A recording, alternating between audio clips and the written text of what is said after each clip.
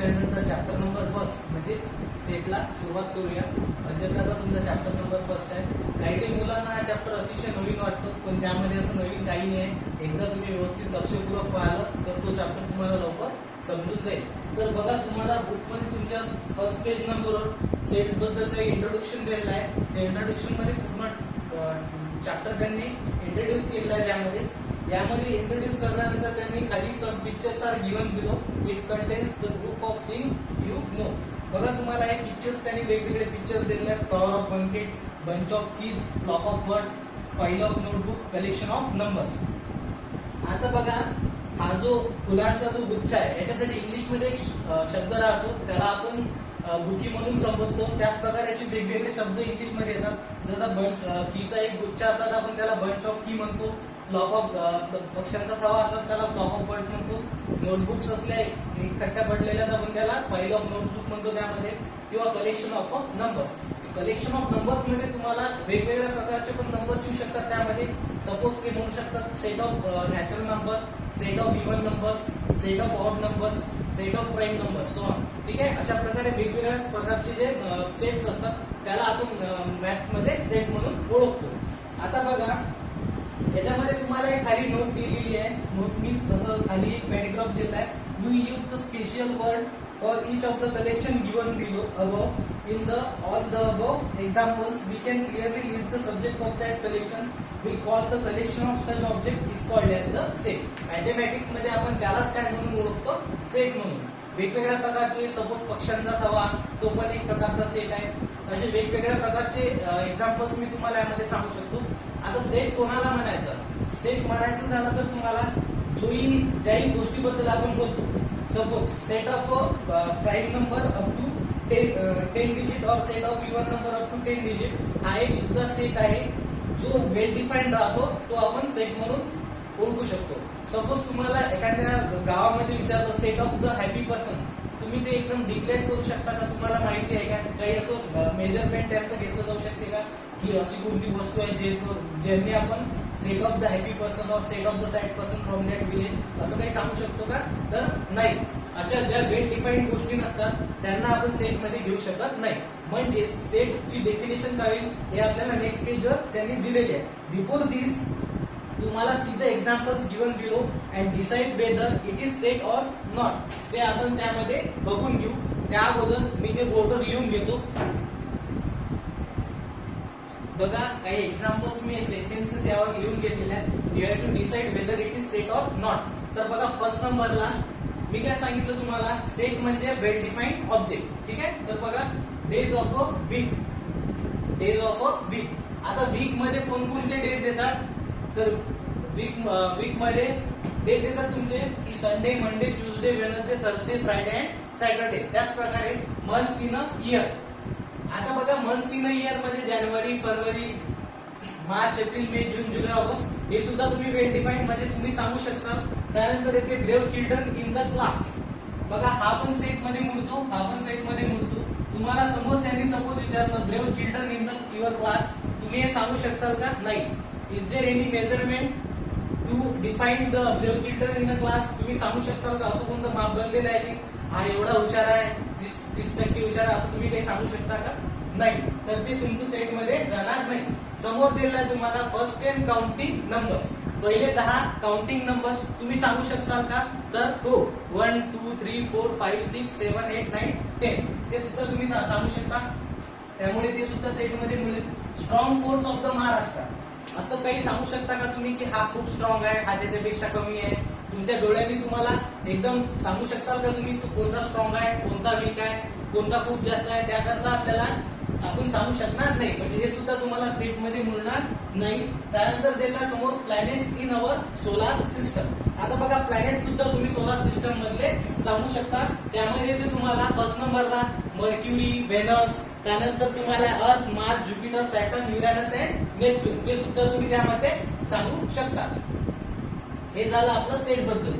म्हणजे सेटची डेफिनेशन सरळ सरळ तुम्हाला पेज नंबर 2 वर दिलेली आहे. एकदा पेज नंबर 2 ओपन करा. मी ज्या वेळेला तुम्हाला शिकवतो त्यावेळेला तुम्ही तुमचं बुक सोबत ठेवायचं आहे. तर सेटची डेफिनेशन त्यांनी दिलेली आहे. If we can definitely and clearly decide the object of a given collection then that collection is called as a set. म्हणजे एखाद्या गोष्टीचं कलेक्शन तुम्ही वेल डिफाईन करू शकता, अशा गोष्टीला आपण काय म्हणतो, सेट म्हणून ओळखतो. समोर दिलेला आहे तुम्हाला generally the name of the set. आता बघा सेटला लिहिण्याच्या पद्धती कशा प्रकारे आहेत. सेट कशामध्ये लिहिला जातो, कॅपिटल लेटर्स कुठे युज होतात, स्मॉल लेटर्सचा उपयोग आपल्याला कुठे कुठे होतो, कॉमास द्यावा लागतो का, सेटच्या आतमध्ये कर्ली ब्रॅकेट मध्ये आपण जे लेटर्स लिहितो ते छोटे असतात मोठे असतात, त्या प्रत्येक गोष्टी आपण यानंतर लिहून घेऊ स्टेपनुसार. तुम्ही याचा स्क्रीनशॉट वाटल्यास घेऊ शकता. यानंतर मी तुम्हाला ते समजून सांगतो. बघा सेटला कशा प्रकारे डिनोट करतो, मी तुम्हाला एक दोन एक्झाम्पल्स घेऊन यावर ते समजून सांगतो. आता बघा फर्स्ट नंबरला सेटची डेफिनेशन राहील. सेट म्हणजे collection of an object, well defined collection of an object, त्याला म्हणतो आपण सेट. सेकंड नंबरला बघा name of the set is given using the capital letter. आता सपोज माझ्याकडे एखादा सेट आहे, मी लिहून घेतो. जे कॅपिटल लेटर्सने लिहायचं असते ते तुम्हाला ते त्या सेटचं नेम, ठीक आहे. ए आता सेट लिहितो. सेट करायच्या वेळेस तुम्हाला अशा प्रकारे कर्ली ब्रॅकेट काढायचं आहे. मराठीमध्ये त्याला निरूपी कंस म्हणून ओळखला जातो. सपोज याच्यामध्ये एलिमेंट लिहितो मी A E I O U, ठीक आहे. ए आय ओ यू असे मी मेंबर्स लिहिले. These are the members of that set and ते तुम्हाला सेपरेट सेपरेट कॉमास देऊन सेपरेट करायचे. आता बघा A I O U these are the vowels in the English. तर बघा यामध्ये बघा हे स्मॉल मी आतमधले एलिमेंट किंवा मेंबर सुद्धा त्यांना म्हटलं जाते. हे कसे लिहिलेले आहेत मी स्मॉल लेटर मध्ये.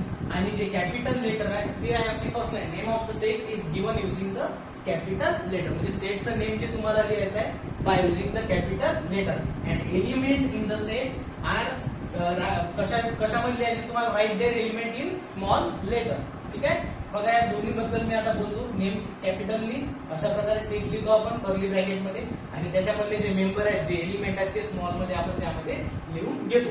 समोर बघा if A is an element of set A, if A is an element of set A. बघा यामध्ये एक आहे सेटचा एलिमेंट आहे, म्हणजे या सेट मध्ये ए आपल्याला दिलेला आहे काय, म्हणजे ए पण एलिमेंट आहे, ई पण एलिमेंट आहे. याच्यामध्ये जे जण आहेत ते सर्व काय त्या सेटचे एलिमेंट आहेत. तर जो एलिमेंट जो असतो त्याला सपोज आपल्याला लिहायचा आहे if A is an element of set A. Mathematically त्याला कशा प्रकारे लिहितात तर ते अशा प्रकारे, म्हणजेच A is an element of set A. जर का हा ए एलिमेंट नसेल किंवा मी एखादा सपोज दुसरा वर्ड घेतो पी घेतो, ठीक आहे. पी आहे का याच्यामध्ये नाहीये, म्हणजे पी हा सेट ए चा एलिमेंट नाहीये. मग मी त्याला कशा प्रकारे लिहेन, P is not an element of set A, और we can say that P is not a member of set A. म्हणजे हे जे साइन आहे याला आपण म्हणू शकतो इज अ मेंबर ऑफ और एलिमेंट ऑफ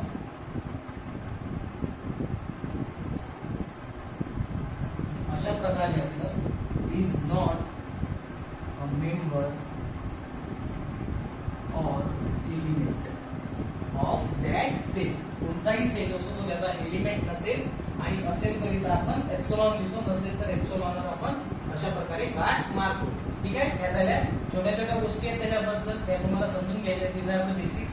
त्यानंतर त्याच्यामध्ये वेगवेगळ्या प्रकारचे टाइप्स येतात, ते टाइप्स आपण नंतर बघूया. त्यानंतर if it is not an element then it is written as like this, ठीक आहे. तुम्हाला अशा प्रकारे ते घ्यायचं आहे. वाटलंच तुम्ही याचा स्क्रीनशॉट घेऊ शकता. यानंतर बघूया.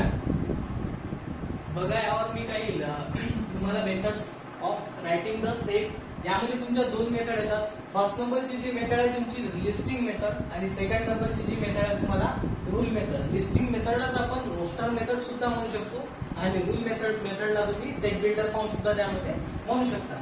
बघा याचे काही रूल्स आहेत, मी ऑलरेडी सांगू इच्छितो तुम्हाला. यावर मी आधीच लिहून घेतलेले आहे. All the elements are enclosed in a curly bracket.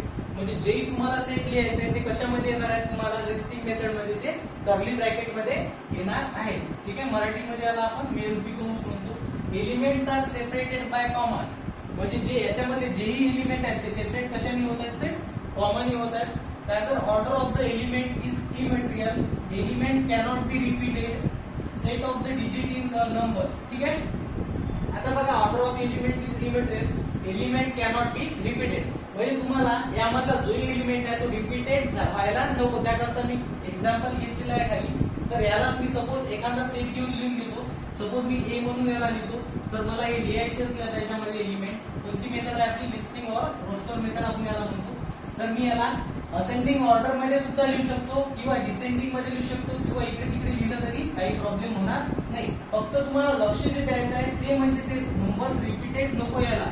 To किती वेळा आहे, 2 वेळा, पण लिहायचं किती वेळा आहे, 1 वेळा. किती वेळा आहे तुम्हाला 1 वेळा लिहायचं आहे, 2 3 4 and 7. ठीक आहे.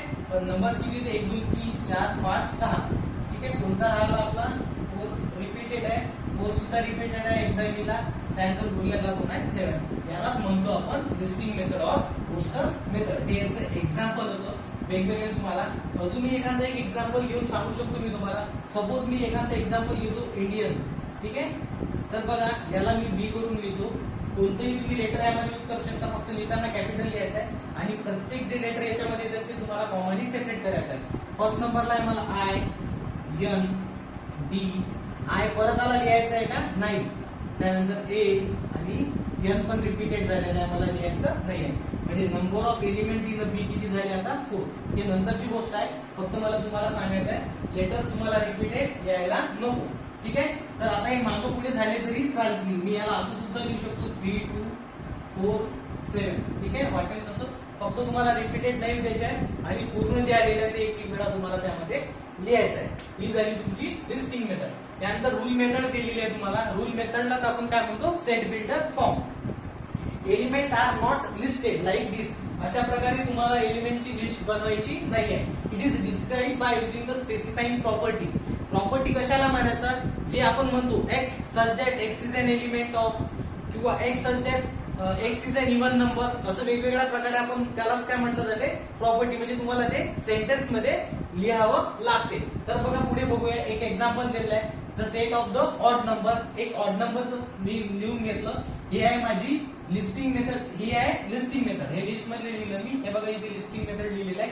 हे लिस्ट झाली. याला आपण आता लिहू rule method or set builder form मध्ये. ठीक आहे. हे एक्झाम्पल आहे सेट ऑफ ऑड नंबर, किंवा डायरेक्ट मी असं एक्झाम्पल घेतलं असतं, याला कन्वर्ट केलं असतं रूल मेथड किंवा सेट बिल्डर फॉर्म मध्ये. तर याला लिहायचं. प्रॉपर्टी कशाला म्हणतात, तर ही असते ती property x such that x is N odd number. ठीक आहे. बघा हे x is N odd number आपण ऑलरेडी लिहून गेले लिस्टिंग मेथड मध्ये. X such that x is, बघा एक्स काय आहे, 0 पेक्षा मोठा आहे आणि 9 पेक्षा लहान आहे. 9 पेक्षा लहान आहे मी 9 एवढा आहे. ठीक आहे. 0 पेक्षा मोठा म्हणजे X such that x is greater than what 0. X कोणापेक्षा मोठा आहे 0 and X is less than कोणापेक्षा लहान आहे एक्स 10 पेक्षा. कोणापेक्षा लहान आहे 10 पेक्षा. यालाच म्हणतो आपण कोणती method, rule method or set builder form. यालाच मी परत अशा प्रकारे सुद्धा लिहू शकतो. बघा याला लिहिण्याचे 2-3 टेक्निक आहे. X such that x is, ठीक आहे,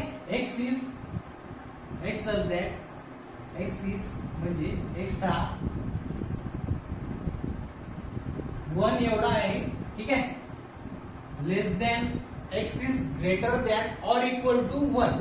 1 च्या एवढा पण आहे एक्स आणि 1 पेक्षा मोठा सुद्धा आहे. बघा याच्यामध्ये काय 0 पेक्षा मोठा दाखवलाय की इज इक्वल टू साइन दाखवलं का मी, नाही, यामध्ये इक्वल टू दाखवलं कारण की मी 1 लिहित आहे तो 0 लिहिला होता. ठीक आहे. सेकंड नंबरला x is less than or equal to कोणा एवढा येतो 9. Less than or equal to च्या वेळेस मी 9 लिहिलं कारण की यामध्ये एक्स का होता.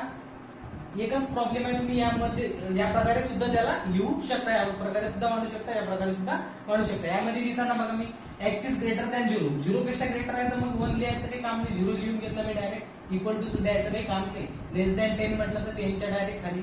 म्हणजे तुम्हाला जर अशा प्रकारे जरी दिलं कोणत्या मेथड मध्ये, रूल मेथड मध्ये, ही झाली तुमची रूल मेथड. ही खालची पण रूलच मेथड आहे. यामध्ये दिलं तर तुम्ही याच्यावरून लिस्टिंग मध्ये कन्वर्ट करू शकता. ठीक आहे. याला लिहायच्या 2 टेक्निक अशा प्रकारे सुद्धा तुम्ही त्याला लिहू शकता. वाटलंच तुम्ही याचा स्क्रीनशॉट घेऊ शकता. यानंतर आपण काही प्रॉब्लेम दिलेल्या आहेत ऍक्टिव्हिटी, ती ऍक्टिव्हिटी बघूया. बघा पेज नंबर 3 वर तुम्हाला एक ऍक्टिव्हिटी दिलेली आहे. ते अशा प्रकारे लिहिली, तुम्ही त्याला यावर लिहून घेतलेलं आहे. आपण याला आता सॉल्व्ह करूया. एक फर्स्ट नंबरचा एक्झाम्पल दिलेला आहे तुम्हाला लिस्टिंग मेथड मध्ये आणि त्यालाच रूल मेथड मध्ये ते सॉल्व्ह करून दिलेला आहे. या अगोदर मी तुम्हाला या लाईनचा मिनिंग सांगितलेला. या लाईनलाच आपण सच दॅट सुद्धा म्हणू शकतो. सच दॅट या लाईनला एक्स सच दॅट एक्स असं सुद्धा लिहू शकतो किंवा एक्स सच दॅट एक्स अशा प्रकारे सुद्धा तुम्ही तिथे लिहू शकता. ठीक आहे. त्याला आपण सच दॅट म्हणून ओळखतो. ठीक आहे. तर बघा फर्स्ट नंबरचं एक्झाम्पल दिलेलं आहे.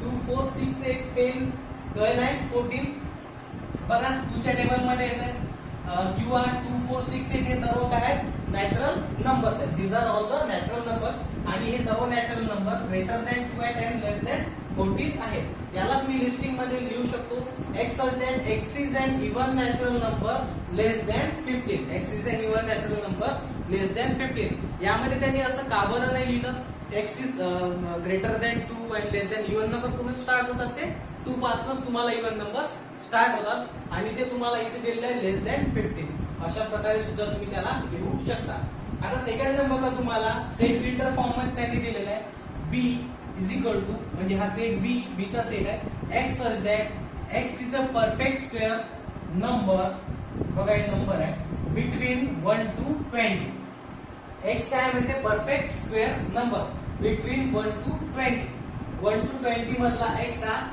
परफेक्ट स्क्वेअर नंबर आहे तर याला तुम्ही कशा प्रकारे लिहू शकता 1 to 20 तुम्हाला 1 घ्यायचा आहे का नाही इन बिटवीन दोघांच्या मध्ये फर्स्ट नंबरचा फर्स्ट कोणता परफेक्ट स्क्वेअर आहे 1 नंतर येतो तो 2 आपला सॉरी 4 हा कोणाचा परफेक्ट स्क्वेअर आहे 2 चा ठीक आहे त्यानंतर 2 त्यानंतर 9 त्यानंतर येईल तुम्हाला डायरेक्ट 4 चा 16 ठीक आहे त्यानंतर 5 चा 25 तो मोठा होते बस हे तीनच नंबर तुला तुम्हाला यामध्ये भेटणार आहेत समोर बघा बी चा बी लिहिलं ठीक आहे बी इज इक्वल टू आणि हे एलिमेंट यामध्ये समोर त्याला तुम्हाला C is equal to A E I O U ठीक आहे काय ते E I O U vowels in the English alphabet मग मी याला लिहून घेतो एक्स प्रॉपर्टी कशा प्रकारे लिहायची आपली तीच X such that x is the vowels in English alphabet कशामधले अल्फाबेट आहेत ते इंग्लिश मध्ये बस व्हेरी इझी अशा प्रकारे सोप्या पद्धतीने तुम्हाला लिहायचे आहे समोर बघा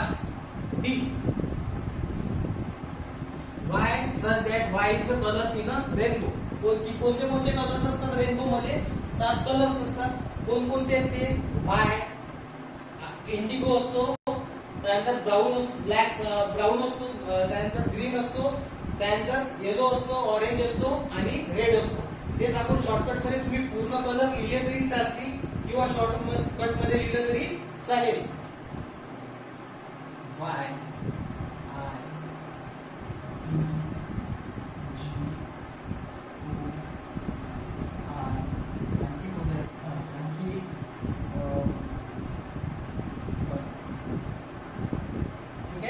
अशा प्रकारचे 7 कलर्स तुम्हाला त्यामध्ये दिलेले असतात सॉरी फर्स्ट नंबरला हा व्हायलेट नको याला आपला व्हायलेट असतो व्हायलेट ठीक आहे असे हे कलर्स त्यामध्ये तुम्हाला दिलेले असतात तर बघा कोणकोणते कलर्स असतात रेनबो मध्ये B I B G O R and Y yellow violet त्यानंतर indigo brown green and orange वेगवेगळ्या प्रकारचे हे 7 कलर्स रेनबो मध्ये दिलेले असतात हे कलर्स तुम्हाला पाठ करून घ्यायचे आहेत तुमच्या लक्षात राहतील नाही ठीक आहे समोर दिलेलं आहे तुम्हाला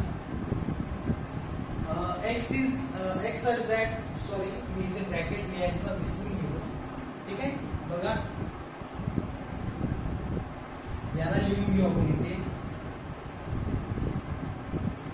p is equal to काय दिलेलं आहे मला p x is an integer x is greater than -3 and less than 3 असे इंटिजर्स आता पहिले तुम्हाला इंटिजर माहित असायला पाहिजे 0 1 2 3 आणि लेफ्ट साइडला -1 -2 -3 याला आपण काय म्हणतो इंटिजर्स ठीक आहे ज्याच्यामध्ये होल नंबर्स आणि निगेटिव्ह नंबर्स येतात त्याला काय म्हणतो आपण इंटिजर म्हणतो तर तुम्हाला काय लिहायचं x सध्या x इज एन इंटिजर बघा मी मगाशी सांगितलं तुम्हाला x is greater than -3 x is greater than -3 -3 पेक्षा मोठे म्हणजे इकडल्या साईडचे ठीक आहे नाहीतर जसा इकडे ठीक आहे -3 च्या इकडले म्हणजे -2 -1 x इज ग्रेटर दॅन -3 मग मी इथे लिहून घेतो -2 -1 0 and x is less than 3 1 and 2 ठीक आहे अशा प्रकारे मी याला लिहू शकतो यालाच तुम्ही लिस्टिंग मेथड मध्ये अशा प्रकारे सुद्धा लिहू शकता x is greater than or equal to and less than or equal to 2 ठीक आहे अशा प्रकारे सुद्धा तुम्ही याला लिहू शकता समोर दिलेला मला लास्टला याला मी इरेज करून घेतो समोर दिलेला आहे m is equal to in curly bracket 1 8 2 7 64 and 125 ठीक आहे मग काय ते क्यूब आहे ठीक आहे काय ते क्यूब आहे, मग मी लिहून घेतो x such that x is equal to कोणाचे क्यूब आहे, एम चे क्यूब आहे, नॅचरल नंबर्सचे ते क्यूब आहे. नॅचरल नंबर्स कोणते असतात 1 2 3 4. ठीक आहे, बघा 1 चा क्यूब 1, 2 चा क्यूब 8, 3 चा क्यूब 27, 4 चा cube 64. x is equal to cube of a natural number असंही लिहू शकता किंवा अशा प्रकारे सुद्धा लिहू शकता. आणि त्याला डिफाइन करायचा आता आपल्याला सेकंड प्रॉपर्टी मध्ये. बघा कसे आहेत ते, greater than or equal to 1 चा क्यूब. ठीक आहे, such that x is greater than or equal to 1 चा cube and less than or equal to लास्टला 1 दिला आपल्याला 5 चा less than or equal to 5 चा क्यूब. अशा प्रकारे तुम्ही त्यामध्ये लिहू शकता. ऑलरेडी आपण याला डिफाइन केलेलं आहे, तर क्यूब नाही लिहिलं तरी चालेल. ठीक आहे, आणि याला कर्ली ब्रॅकेट मध्ये आपल्याला इथे क्लोज करायचं आहे. हे झाले तुमचे बेसिक्स. यानंतर आपण प्रॅक्टिस सेटला सुरू करूया. ठीक आहे, तर लिहून घ्या, वाटलं स्क्रीनशॉट तुम्ही त्यामध्ये घेऊ शकता. त्या ऍक्टिव्हिटी तुम्हाला भरायची आहे.